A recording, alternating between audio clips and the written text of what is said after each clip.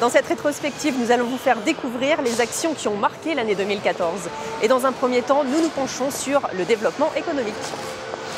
Alors l'activité principale de Life Plastic est la transformation de matières plastiques avec la fabrication de boîtes alimentaires et les boîtes de rangement. Vous employez combien de personnes ici sur le site d'Actipol? Alors on emploie 23 personnes en totalité et on va recruter 25 nouveaux emplois dans les 3 prochaines années. Alors Life Plastic est une entreprise locale, mais vous exportez beaucoup.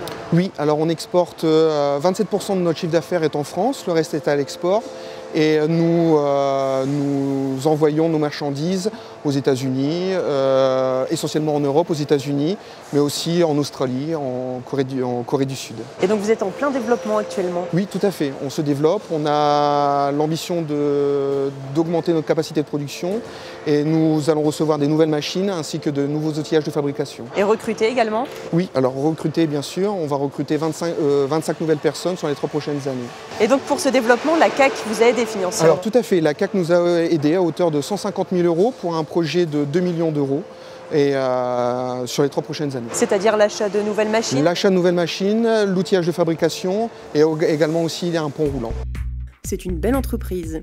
Sur le territoire, il y a des entreprises qui fonctionnent malgré le contexte économique actuel. Et avant de rencontrer une autre société qui se développe, faisons le point sur le nouvel espace, le Pôle Gare. Les travaux sont bien entamés pour le bâtiment du centre de formation de la Chambre de commerce et d'industrie. Il sera livré fin de premier semestre. Il accueillera de nombreux stagiaires et apprentis dans des formations tertiaires. Dans le cadre de la politique en faveur de l'agroalimentaire, la région a ciblé la réalisation de cette halle à Cambrai, répondant ainsi aux besoins exprimés par les entreprises de ce secteur d'activité majeur. Les 2 projets bénéficient des financements de la région, de l'État et de la CAC. Concernant le reste de l'aménagement du pôle gare, la phase 2 de l'acquisition du foncier est faite. Cet espace servira à la construction de la future gare routière constituée de 28 quais. Les études préalables sont terminées et l'appel d'offres pour la démolition des bâtiments est en cours. En principe, les travaux de démolition débuteront 2e trimestre 2015. Alors Marine, comme vous pouvez le constater, on est dans des locaux ultra lumineux. Moderne aussi? Tout à fait, ça nous change de la Côte Fénelon où on a été installé depuis plus de 14 ans. Pourquoi vous avez décidé de déménager? Simplement, c'est qu'on a une activité essentiellement professionnelle informatique. Donc le but d'être installé ici dorénavant est forcément dû au développement de la société? Tout à fait, avec grâce à cela également des créations de postes ici sur 2014. On a pu créer 4 nouveaux emplois et des perspectives également pour 2015 de l'ordre de 2 personnes, on l'espère, ici sur le premier semestre. Et alors pourquoi avoir fait le choix d'une construction? Alors, une construction pour la modernité tout d'abord. De plus, la CAC nous a proposé, il y a maintenant 1 an et demi en fait, ce terrain de premier choix. Une situation géographique au bord de l'entrée de l'A2, le contournement de Cambrai, l'entrée de la ville. Et un prix également intéressant, donc grâce à l'appui de son président, M. François-Xavier Villain. Et en plus, vous n'êtes plus tout seul, puisqu'il y a des nouveaux voisins qui arrivent. Eh non, vous avez l'entreprise Villemot qui est en train de faire construire. Donc je pense que le rond-point est complètement clos maintenant, donc un très beau bâtiment, 1500 mètres carrés je crois. Distribution de batteries, etc. je pense. C'est une société qui a de l'avenir et la CAC soutient les entreprises. Elle leur propose aussi des locaux et développe le très haut débit. La construction de l'immeuble à vocation tertiaire du site des docks et entrepôts à Cambrai est achevée. Les 2800 mètres carrés de surface, adossés à 57 places de parking, seront commercialisés à la location ou à la vente par une société spécialisée dès le premier trimestre 2015. Ce bâtiment moderne, réalisé en VFA, participe à la requalification d'un site industriel dédié maintenant à l'activité tertiaire. Les entreprises doivent accéder au très haut débit. La CAC a équipé l'année dernière les parcs d'activités de Quentin-Pré et d'Actipol en fibre optique. Prochainement, le pôle gare, les docks et le parc d'activités d'Ivry seront aussi équipés en fibre optique. L'accessibilité au très haut débit devient un enjeu majeur d'aménagement du territoire, un facteur d'attractivité et de compétitivité, mais aussi un outil au service des politiques publiques, un enjeu de société et de cohésion sociale, et ce pour les familles, les entreprises et les services publics. Pour le FTTH, c'est-à-dire pour la fibre optique à l'habitant, Le déploiement se fera sur une programmation qui couple deux zones. L'une, déployée par Orange sur 24 communes, et l'autre, par le syndicat mixte 59-62 sur les 25 autres communes, suivant un calendrier 2015-2020. Quelle est l'activité de Royal Canin ici sur Actipol ? Alors ici, vous êtes sur l'un des 15 sites Royal Canin en France. Notre activité principale est la mise à disposition des produits Royal Canin auprès de nos clients. Et vous disposez ici d'un grand espace de stockage ? Tout à fait, nous disposons de 3600 m² de stockage. Et vous louez les locaux à la CAC ? Effectivement, et pour vous les présenter, je vous propose d'aller rencontrer M. Bess. Allons-y. Alors nous sommes ici dans des locaux qui ont été récemment rénovés. Royal Canin souhaitait améliorer les conditions de travail et pour cela, il était nécessaire de reprendre l'ensemble des 300 m² de ses bureaux. Donc des travaux qui ont été entièrement financés par la CAC ? Alors, des travaux qui ont été effectivement entièrement financés par la CAC. Pour offrir un espace plus moderne, plus agréable, qui était indispensable ? Pour effectivement améliorer les relations hiérarchiques et les relations professionnelles, et puis pour permettre à chacun de travailler dans un même espace, tout en ayant des espaces de convivialité à côté, de réunion, et des espaces dans lesquels les gens peuvent prendre des repas, un café, et puis se reposer quand c'est nécessaire. Le tout donc pour travailler vraiment dans de très bonnes conditions. Eh bien, le tout pour travailler dans des conditions modernes et de bonnes conditions, effectivement. D'accord. Les locaux sont vraiment très agréables et propices au travail. La CAC investit beaucoup pour garder ses entreprises et c'est d'ailleurs le cas pour 3M qui a inauguré sa deuxième tranche d'investissement. Aujourd'hui, nous inaugurons ensemble notre toute nouvelle unité de broyage pour la production de microsphères de verre. Avec cette deuxième phase, nous aurons donc investi 23 millions d'euros d'ici fin 2015 sur les 34 millions que représente le projet global. C'est aussi le résultat de la confiance et du soutien sans faille que tous les acteurs locaux, nationaux, européens, partenaires ici présents nous ont apporté tout le long du projet.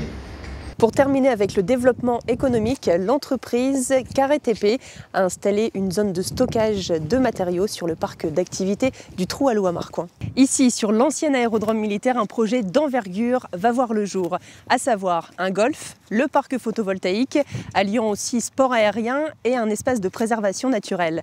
La CAC a fait l'acquisition des 310 hectares en juillet 2011. Aujourd'hui, l'ensemble des obstacles administratifs a été levé. Les projets peuvent donc débuter. Concernant le golf, le projet d'étude d'aménagement est bouclé et le permis d'aménager a été accordé. La préparation du terrain a commencé par la destruction de bâtiments et la dépollution de celui-ci. Un aménageur a été choisi. Concernant le parc photovoltaïque, la CAC a prolongé d'1 an le bail amphithéotique avec la société Enertrag. Celle-ci répondra à l'appel d'offres gouvernemental Creux 3, portant sur la réalisation et l'exploitation d'installations de production d'électricité à partir de l'énergie solaire. BA 103. Depuis la fermeture de la base en 2012, les élus ont travaillé sur sa reconversion. Il a fallu mettre en place une structure juridique qui porte les projets. Un syndicat mixte pour la reconversion de la BA 103 a été constitué. Celui-ci rassemble les territoires concernés ainsi que les collectivités et notamment la CAC. Plusieurs dossiers, porteurs de gros investissements pour le territoire, ont été présentés. L'un d'eux fait l'objet d'un intérêt particulier, à savoir le projet Narval. Le projet est porté par la société BT Immo Group et consiste en la création d'une base logistique exclusivement dédiée au e-commerce. Elle accueillera à terme près de 1300 salariés, 600 dans un premier temps. Développée sur une emprise foncière d'environ 329 hectares, la surface totale de 600 000 m² d'entrepôts en fera le plus grand parc e-logistique d'Europe. Toute la surface de la BA ne serait pas totalement utilisée. 50 hectares seraient potentiellement dédiés à une base arrière du canal Seine-Nord.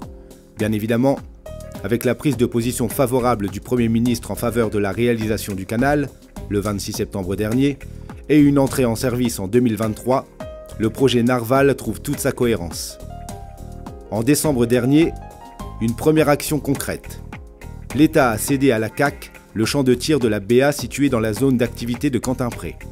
Je vais vous expliquer le fonctionnement de la carte passe-passe qui est très simple. Et il faut savoir aussi que c'est une volonté de la communauté d'agglo qui a été mise en place à partir de septembre 2014. Donc la carte passe-passe, c'est comme ceci. On la passe juste sur le pupitre, la lumière verte s'allume et donc c'est enregistré. D'accord, donc pas besoin de monnaie Pas besoin de monnayer, le conducteur lui il est tranquille et aussi les usagers puisqu'ils peuvent directement aller s'asseoir. D'accord, donc pourquoi la volonté de la CAC d'avoir instauré cette billettique? Alors la volonté de la CAC d'avoir instauré cette billettique, c'est pour être à la pointe de la technologie aussi, mais c'est aussi justement pour reprendre toutes les données, c'est pour toutes les activités commerciales sont centralisées sur ce pupitre.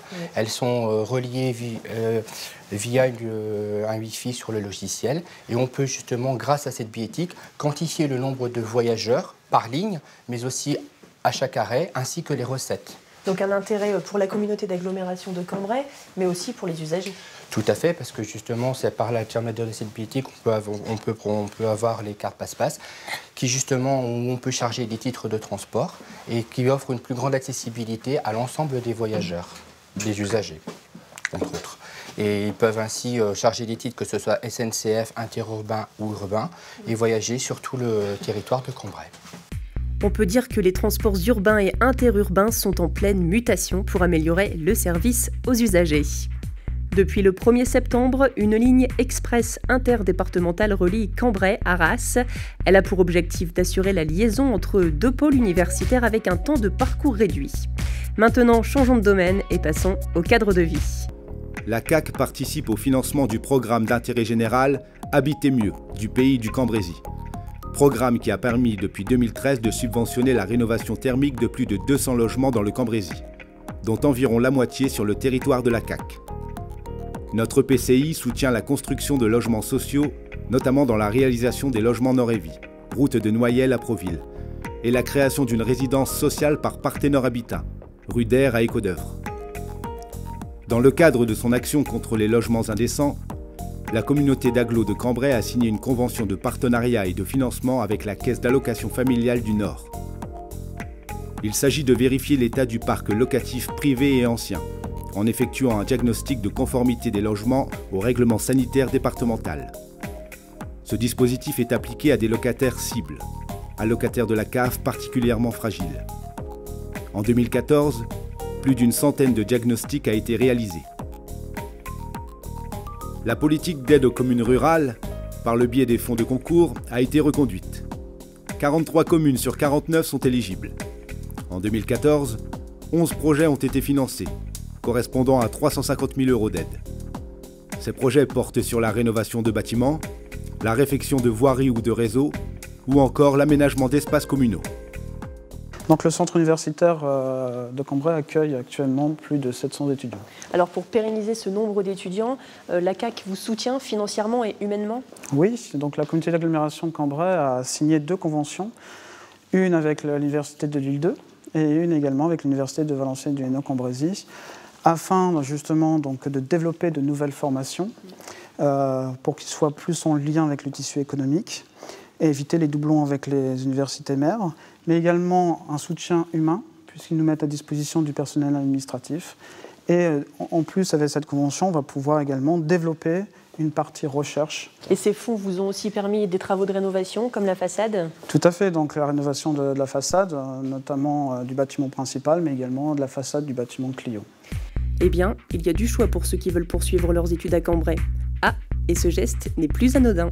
La CAC a mené une réflexion sur des actions concrètes afin de diminuer le coût de la gestion des déchets. 5 axes ont été décidés. La mise en place d'une carte prépayée pour les entreprises et artisans utilisant les déchetteries de la CAC. Le remplacement de la collecte systématique des encombrants par une collecte sur appel téléphonique. Inciter fortement les particuliers à trier et mieux valoriser les déchets recyclables.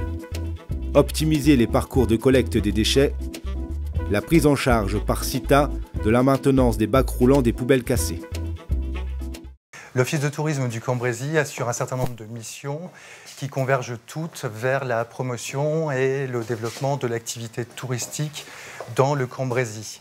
Nos métiers sont essentiellement tournés vers l'accueil, puisque nous accueillons environ 25 000 visiteurs par an, vers la promotion de la destination et le développement de l'offre touristique. Et donc vos rapports avec la CAC? La communauté d'agglomération de Cambrai nous octroie une subvention à hauteur de 210 000 € et une mise à disposition en termes de locaux et de personnel à hauteur de 130 000 €.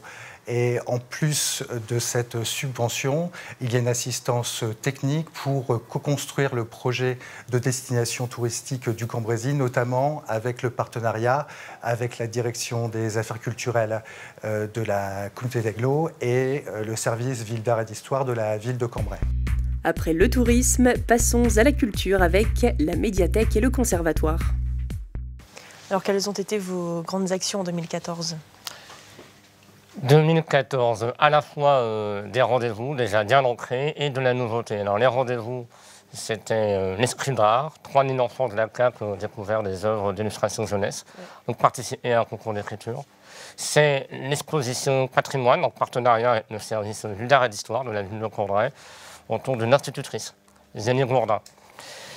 Et la nouveauté, c'est la découverte des sciences. Voilà. D'accord, et vous ne restez pas focalisé que sur Cambrai, vous allez aussi aux alentours. Alors bien sûr, l'ANAC, c'est un bâtiment qui se trouve être à Cambrai, et c'est avant tout un service communautaire, une équipe au service du territoire. Et nous avons notamment des partenariats très riches dans les deux sens, avec les médiathèques communales, nos voisines, donc la médiathèque Proville, des Clos-d'Œuvre, celle de Raillencourt-Saint-Eul et tout dernièrement celle d'Ivry. Celle d'Ivry, d'accord. Et donc vous attendez aussi avec impatience la nouvelle médiathèque? Nous l'attendons. Avec les collègues, nous avons écrit nos attentes, rédigé nos programmes. Et le projet de l'architecte Peter Tenu est génial. Mais en attendant, c'est vrai qu'on a découvert récemment, avec beaucoup de joie et de bonheur, la petite dernière à Ivry. Alors, le conservatoire à rayonnement départemental de la communauté d'agglomération de Cambrai correspond actuellement à plus de 700 élèves, ce qui préfigure une augmentation de 29% des effectifs. Et donc, avec aussi 38 professeurs qui sont plus chevronnés les uns que les autres. Au niveau de la fréquentation du public, c'est aussi à la hausse? Alors, effectivement, oui, je vais vous répondre sur le niveau, puisque le conservatoire a cette chance, par rapport à l'enseignement, de pouvoir enseigner à de jeunes enfants, c'est-à-dire des enfants qui arrivent chez nous sans connaître quoi que ce soit, par le biais de l'initiation musicale. Chaque année, nous avons à peu près une dizaine d'enfants qui rentrent dans les grandes écoles européennes, que ce soit Paris ou Lyon, ou toutes ces écoles autour de nous. Alors vous proposez combien de spectacles? Alors actuellement nous avons 130 manifestations et qui intéressent à peu près 45 000 personnes, sans compter le conte musical qui chaque année regroupe à peu près 5 000 enfants de la communauté d'agglomération de Cambrai. Et quels vont être les projets pour le conservatoire? Alors de merveilleux projets, puisque ici nous possédons aussi un merveilleux département des musiques actuelles, et donc avec en plus l'élaboration et la mise en chantier de ce bâtiment des musiques actuelles qui pourra donc non seulement correspondre à la diffusion, mais surtout à l'enseignement de ces départements. En janvier 2014, un nouvel établissement public est né de la fusion entre la CAC et les communautés de l'Ouest Cambrésis et de Sancesco.